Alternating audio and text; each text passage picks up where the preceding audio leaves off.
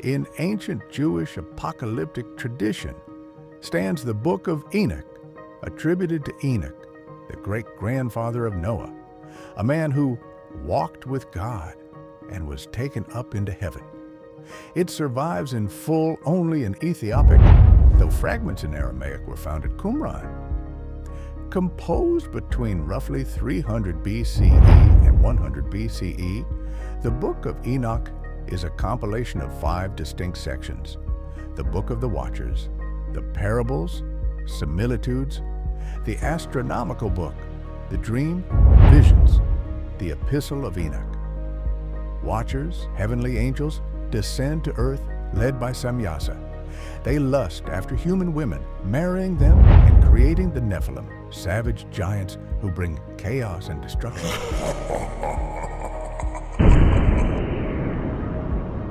They also teach forbidden knowledge, weaponry, astrology, cosmetics, and sorcery, corrupting humanity unexpectedly.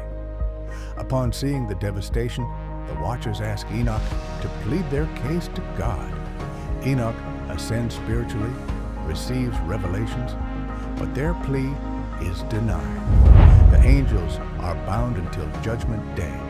The flood is ordained to cleanse the earth. This section presents 3 parables centered on divine judgment and the coming kingdom.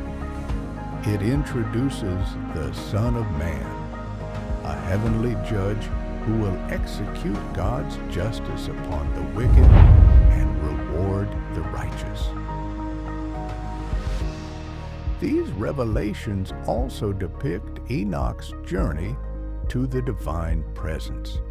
Here, Enoch is shown the cosmos movements of the sun, moon, stars, and winds, revealing a solar calendar of 364 days, 4 seasons of 13 weeks, different from the lunar calendar then used. The teachings highlight cosmic order and divine design. Enoch has 2 symbolic visions, the first forecasting the great flood, and the second reenacting Israel's history via animals, from Adam through exile to the final Messianic era. In this concluding section, Enoch addresses his descendants, urging righteousness and warning sinners. He reveals themes of resurrection, final judgment, and the ultimate restoration when the righteous inherit eternal life and the wicked face destruction before the Messiah's reign. Excluded from most Jewish and Christian canons, with notable exceptions in the Ethiopian Orthodox tradition, the Book of Enoch greatly influenced early literature. Jude quotes from it directly, Jude 1:14-15, and passages in 2. Peter appeared to reference its imagery. Rediscovered in the 18th century and among the Dead Sea Scrolls, it offers invaluable insight into Second Temple Jewish thought on angels, sin, cosmic structure, and eschatology. Whether viewed as mythic allegory or theological speculation, it's a dramatic, imaginative expansion of Genesis and prophetic expectation. Before the Great Flood, before Moses climbed Sinai, and before even Abraham walked the earth, there lived a man named Enoch. He was the great-grandfather of Noah. In the days of Jared, 200 angels, called Watchers, descended to Mount Hermon. Led by Samyaza, they swore an oath and took wives from the daughters of men. From this union came the Nephilim, giants who shook the earth. These beings were unlike any other, towering, ravenous, and gifted with forbidden. They ruled as gods among men. Not all Nephilim were the same. Ancient writings, including the Book of Giants and Enoch's visions, describe different types based on abilities, origins, and levels of corruption. These were the Anakim, the warlords of the Nephilim. Towering over 20 feet, their roars echoed like thunder. They carried iron weapons and trained men in brutal warfare, taught by their father Azazel. These Nephilim practiced dark arts. They wore enchanted armor, bent the stars to their will, and summoned storms to dominate tribes. The Rephaim were abominations, half beasts, half men. Their hunger was insatiable. They drank the blood of animals and humans. These are the Nephilim that turned the earth crimson. Legends speak of Nephilim with wings, remnants of their angelic sires. The Gibborim soared across deserts, snatching victims from mountaintops. To ancient eyes, they were gods of the air. Some watchers went deep into the oceans.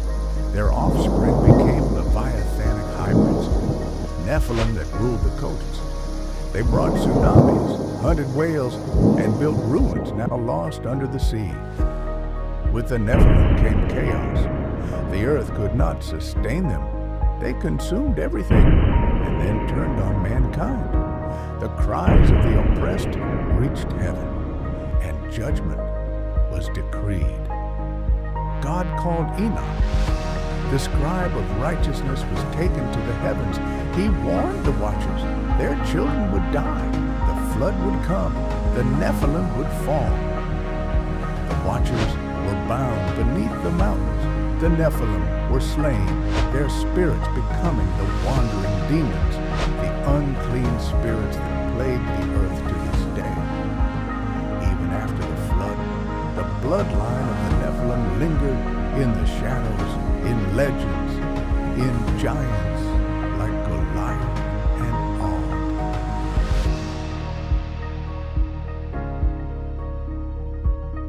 The Emim were dark prophets, Nephilim who inherited the occult arts.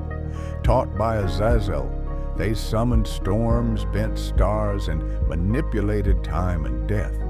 They wore glowing armor and carved sigils into the earth itself. Some Nephilim bore near perfect resemblance to their angelic sires, glorious, terrible, wise, and wrathful. They were not grotesque, they were radiant, the most deceptive. They ruled like kings, with golden eyes and silver tongues. God saw the earth, and it was corrupted. Flesh had been defiled. Man, beast, and spirit had mingled into monstrous forms. The time of cleansing had come.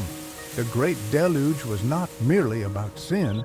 It was a reset, a destruction of the Nephilim.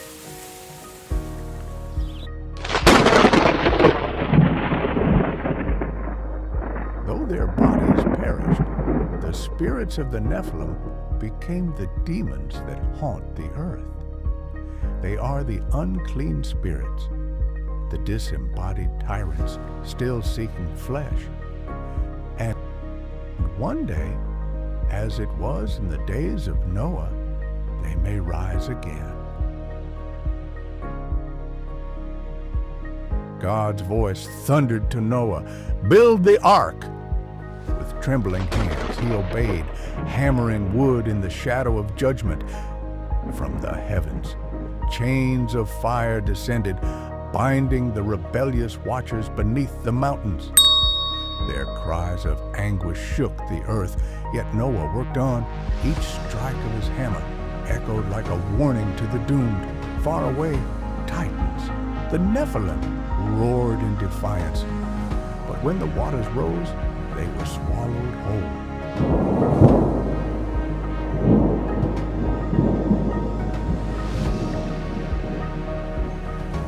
Mighty warriors, kings of the earth, gone in a breath. Only Noah, his family, and the chosen creatures were spared, floating above a world washed clean by the wrath and mercy of God. Sent a final message to his children and generations after them. He spoke of righteousness, of wickedness, of coming glory and terror. The sinners shall vanish like shadows, but the righteous, their names will live forever. He warned of false kings, corrupt judges, and a day when the Holy One would appear to judge all things. And then Enoch saw him, the Son of Man, radiant, pre-existent, seated on a throne of glory. He would come in the last days to judge kings, to cast out demons, to reward the humble. Enoch's visions end with a promise that truth will rise again, that the righteous will shine like stars, and that God will dwell with mankind forever.